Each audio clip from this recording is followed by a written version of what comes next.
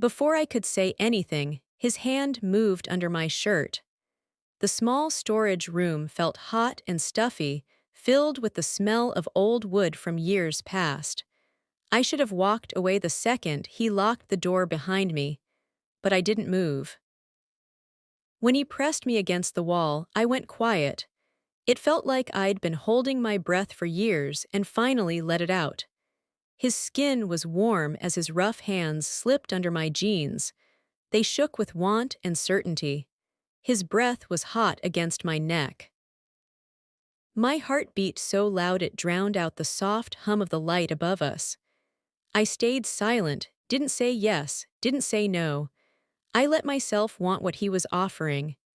My legs trembled, not from fear, but from the rush of finally being noticed by someone. The old wooden shelf next to us creaked as he moved. His lips touched my shoulder, and something heavy dropped in my stomach. A feeling that this was wrong, but also that there was no going back.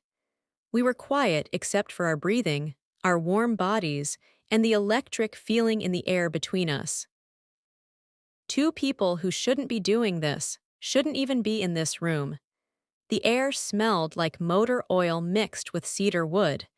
This was where his kids kept their camping gear.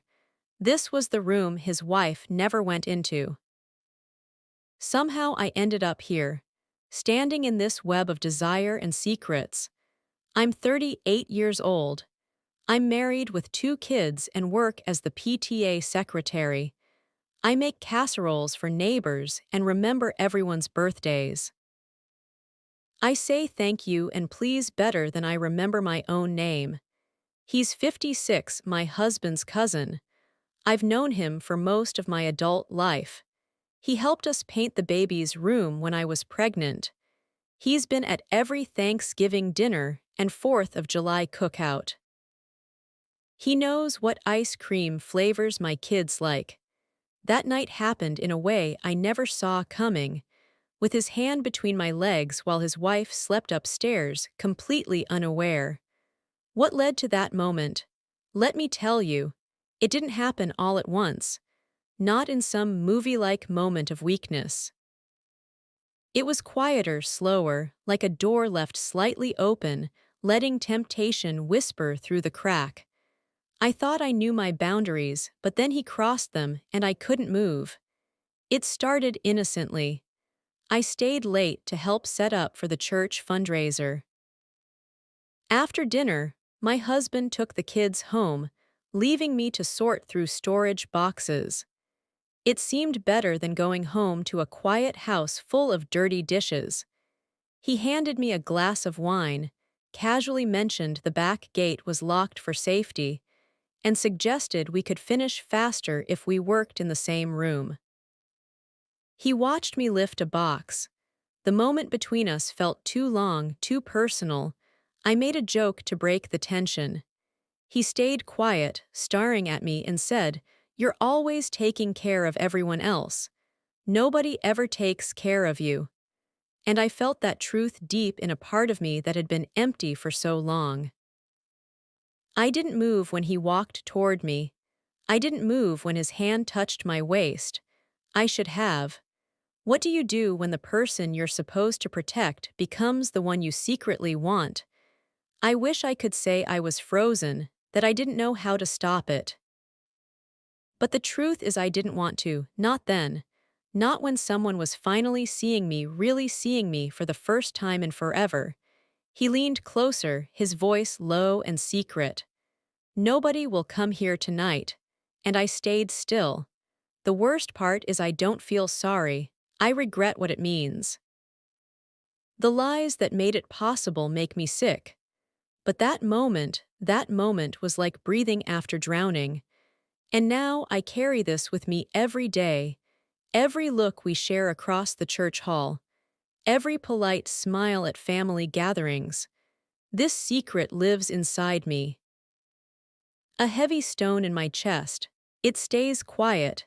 It whispers softly, constantly. If your past haunts you too, know that you're not alone.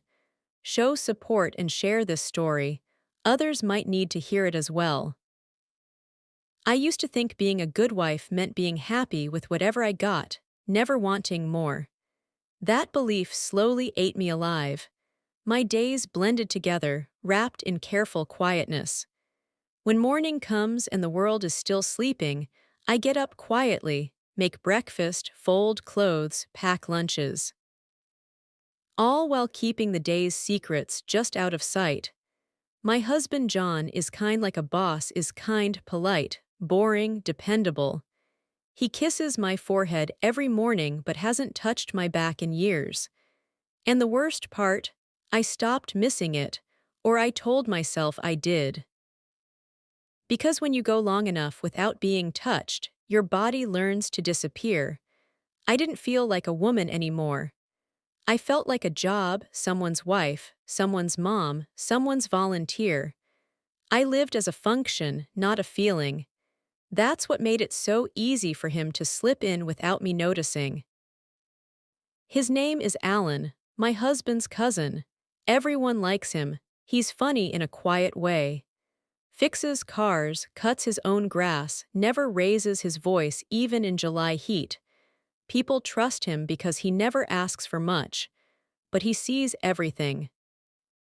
He started coming by after work to help with things around the house, fixing a broken fence, changing light bulbs I couldn't reach. He'd stay for coffee, ask how I was really doing. I should have seen it then. Should have said something. Should have told him I was fine, even if it was a lie. But I didn't. I said, "I'm tired." And he nodded like he already knew. Once he touched my hand while giving me a screwdriver. It was nothing, just skin touching skin, but it felt like electricity shot up my spine. A few weeks later, he brought over decorations for the church fundraiser. John wasn't home. The kids were at a sleepover. It was supposed to be a quick drop-off. Instead, he stayed in the kitchen, talked about the summer heat, about how he hated sleeping alone since his divorce. I remember how he leaned against the counter, too comfortable. I remember that I didn't ask him to leave. He said, "You look tired," the kind that goes all the way through. I didn't answer. What would I have said? That I couldn't remember the last time someone asked how I felt. That I cry while folding laundry because nobody notices me anymore. That I'd rather clean a stranger's kitchen than sit across from my husband in silence again. I didn't say any of that. I just nodded and looked down at the table. That's how it started. That's all it took. He saw the crack in me and he didn't walk past it. At that moment, we weren't having an affair. But in the quiet around us, something unspoken began to form, a feeling that wraps around you, thick and warm. Our talks got deeper. He would help with tasks, come to family gatherings, and always found a way to stand next to me. His eyes would hold mine a moment too long. Our hands would almost touch. I kept it to myself, even from myself. What do you call that feeling when you've done nothing wrong, but everything feels broken? That evening had a dangerous pull as I stayed at his house long after sunset. He needed help sorting through leftover event supplies boxes full of forgotten memories and untold stories. I said my way was better. He said he trusted my mind the way he said it, your mind, like it mattered. I hadn't heard that tone in years. It was late, shadows growing as night deepened. The sky was changing colors as secrets hung in the air. In the distance, thunder rumbled softly, promising a storm just beyond the horizon. I glanced at the window and said, "Maybe I should go."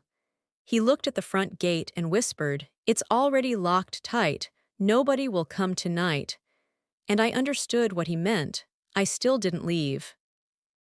We went through the boxes, so close that his arm brushed mine every time he reached for something, so close that I could smell soap on his skin. He handed me a marker, and our fingers touched in a way that felt like forever. My breath caught, but I didn't move. "I never meant for this to happen," he said. "I never came into your life for this." I should have spoken up. But I just looked down and whispered, "Then why does it feel better than anything else?" That was when I knew I wouldn't stop it. That if this went further, I'd own it, not proudly, but completely. Because I wasn't just tired of being invisible, I was tired of feeling nothing.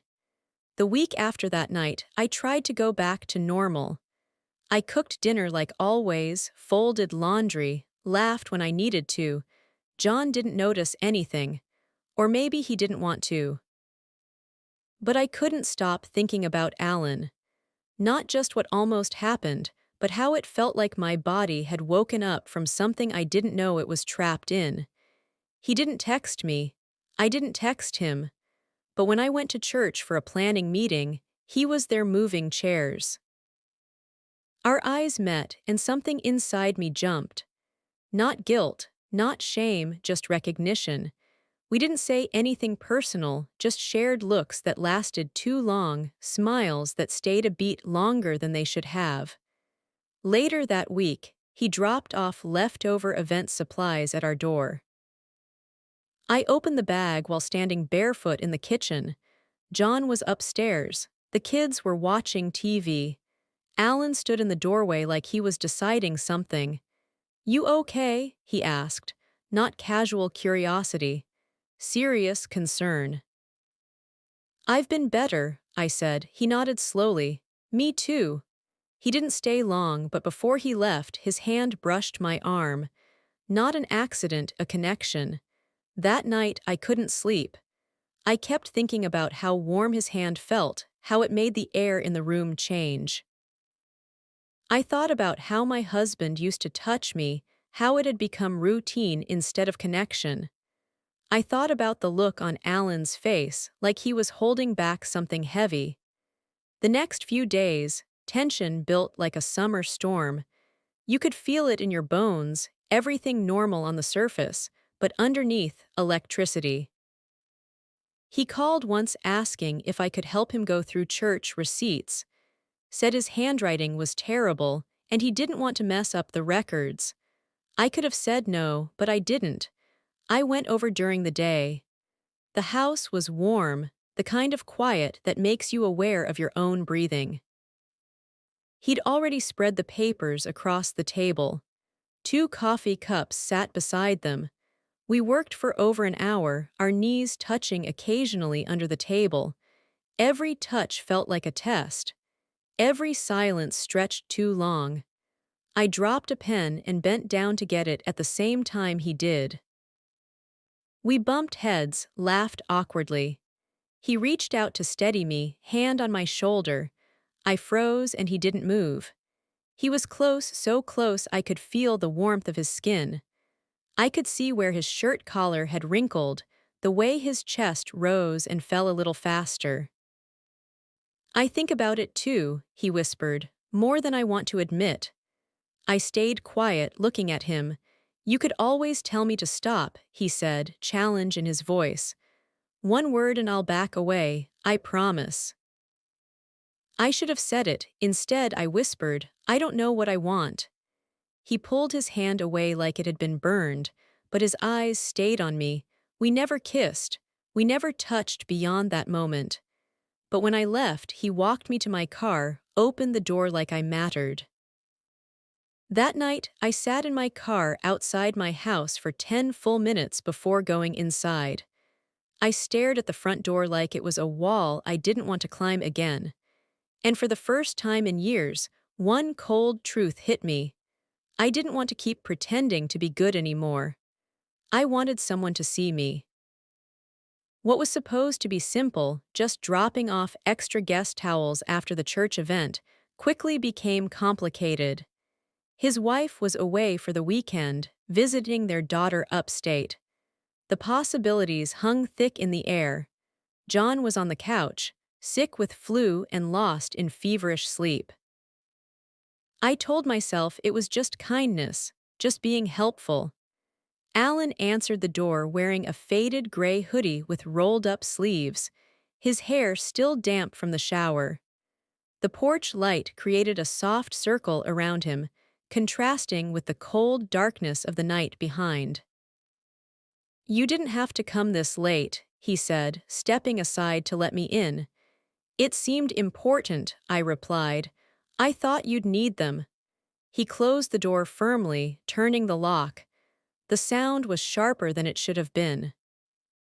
Nobody's coming tonight, he said, resignation in his voice, just a fact. But his voice dropped, sending a shiver through me. The air inside felt heavy, not hot but close, thick, the kind of weight you feel before something breaks. I followed him into the kitchen. The overhead light was off, just the soft glow from under the cabinets washing the counter in warm gold. The dishwasher hummed quietly. A clock ticked somewhere behind me. It was too quiet. I set the towels on the counter. When I turned to say something, I don't even remember what, he was closer than I expected. A little too close.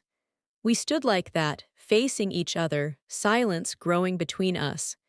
His eyes searched mine, not demanding, just waiting.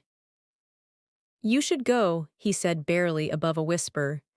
If you stay, I didn't answer, I just stepped half an inch closer. Enough. His hand found my cheek like it had always known the shape of it. My breath caught. He didn't move fast. There was no rush, no heat, just pressure, just closeness. His forehead touched mine. His hand moved to the back of my neck. My body didn't pull away. It leaned in. I didn't even realize I was shaking until he wrapped both arms around me, held me like I might fall apart if he let go. I didn't plan this, I said. I know, he whispered. I didn't either. And yet we stayed in that moment. In that moment we kissed. It was soft, scared, but full of something complicated, a longing that had been quiet for too long. His lips were warm. Hesitant, he paused for a moment, searching my face for any sign that I'd changed my mind. But I hadn't. I couldn't. When his lips met mine again, it felt like all the walls we'd built were falling down, letting us connect in a way we'd wanted for so long. My back touched the counter gently. His hands rested softly on my waist, then my ribs, then my face again. It was like he was constantly checking, making sure I was still there, still choosing this.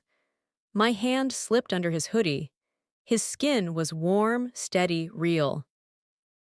A realness that makes you aware of how long you've been drifting. Every touch seemed to ask a question. Every response was my body moving closer, refusing to step back. I remember how his breathing came uneven and slow, how his hands trembled the first time they moved under my shirt, careful, not rushing, just cautious, like he couldn't believe I was really there. I wasn't sure I believed it either. He lifted me gently like I weighed nothing and set me on the counter. My legs wrapped around him without thinking. My head fell to his shoulder. We stayed like that for a moment, just holding each other. It wasn't about desire. It was about need, about warmth, about finally feeling like I wasn't invisible anymore. I don't want to hurt you, he said into my neck. I'm already hurt, I said, barely audible. This just feels less lonely. We moved together in silence, only our breathing, the soft hum of the fridge turning on, the night holding our secret. After he rested his forehead against mine, neither of us spoke. The silence said everything. This wasn't something we could take back. It never was. I drove home in silence. The heater blew weak warmth against my legs, but I still felt cold, not on my skin, in my chest. My hands gripped the steering wheel tight, knuckles white under the street lights. Every bump in the road felt sharper. The world outside the windshield looked the same, ordinary. Empty sidewalks, flickering porch lights, someone walking their dog. But something inside me had shifted, something that could never be undone.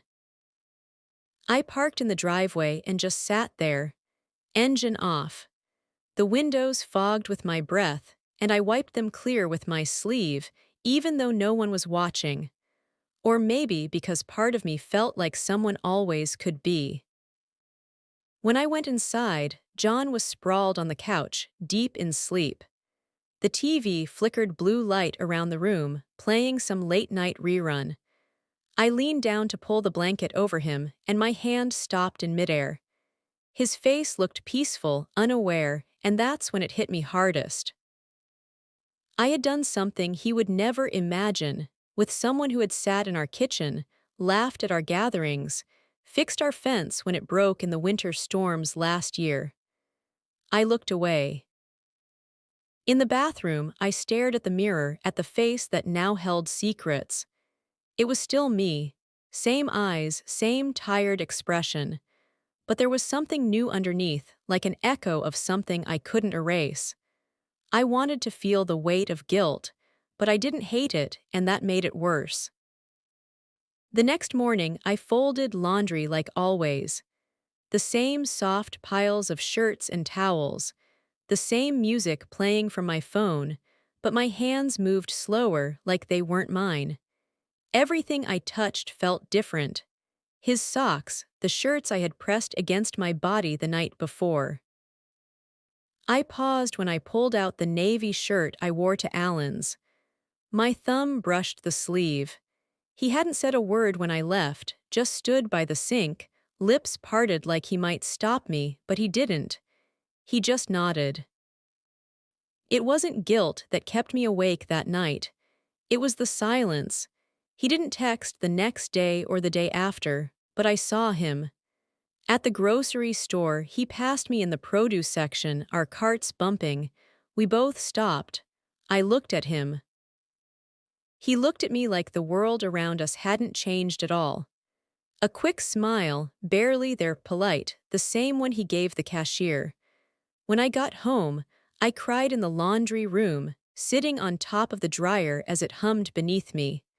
My hands were clenched tight. My chest ached. I wasn't crying because he was distant. I was crying because it worked. He could do it.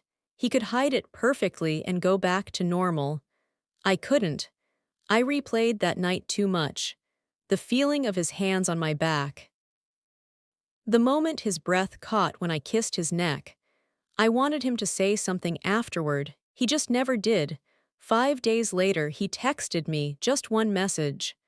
"Are you okay?" I stared at it for 10 minutes.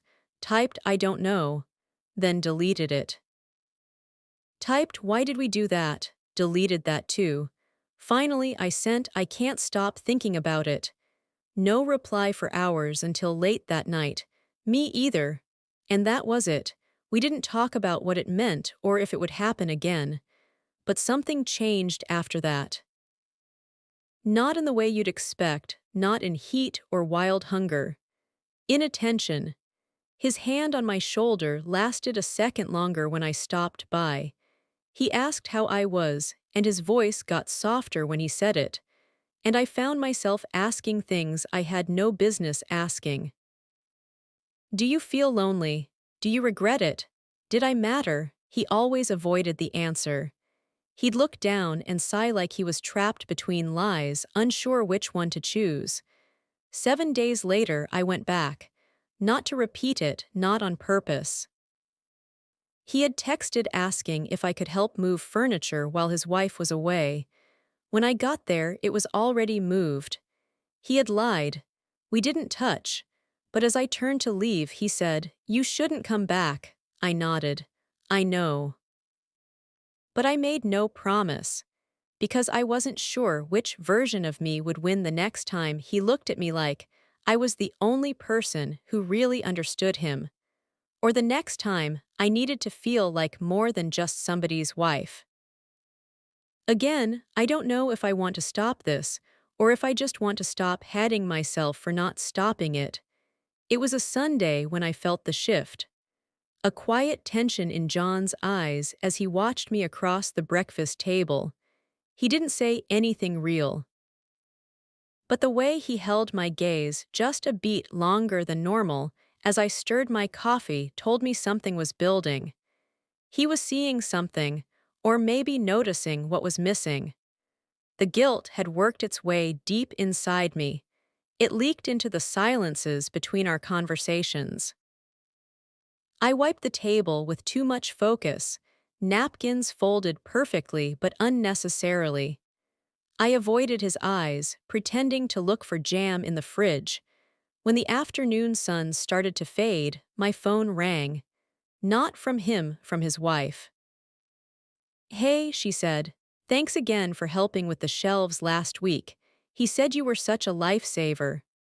Her voice was bright, cheerful, trusting, and I froze. I felt my mouth smile. Heard myself say, "Of course, any time," but I don't remember meaning a single word. I hung up and stood in the hallway, time stretching as my hands pressed against the wall. That night, I couldn't sleep. I lay next to John, eyes wide open, staring at the slow rotation of the ceiling fan above us.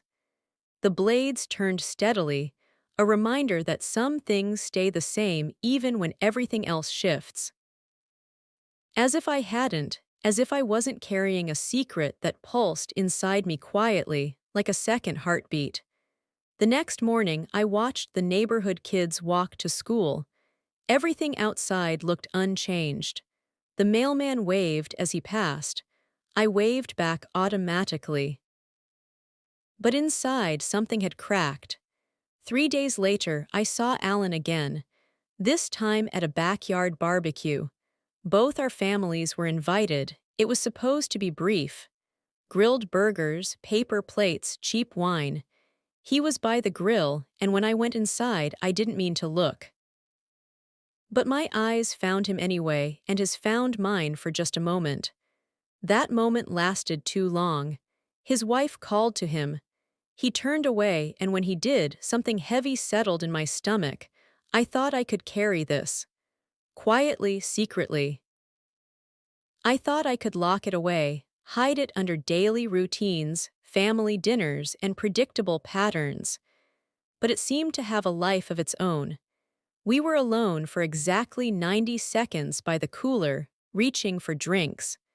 The world buzzed with distraction, conversations, and laughter. We had agreed on silence, but he moved closer, his voice barely a whisper. "It stays with me," he said. I blinked, caught off guard. "Keep your voice down," I whispered. I wanted you to know."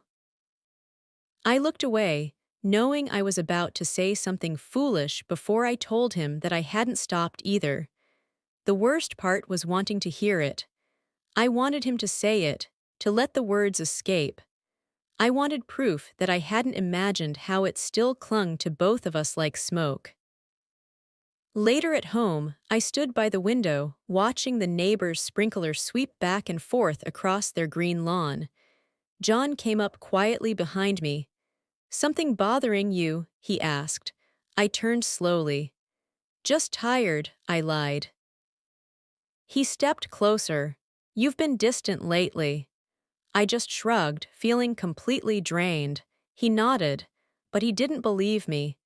The way his eyes narrowed told me he was putting pieces together, but the pieces were still mysterious.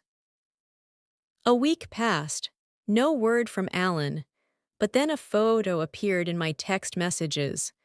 A picture of a mug I had once used at his house, the blue one with the chipped handle.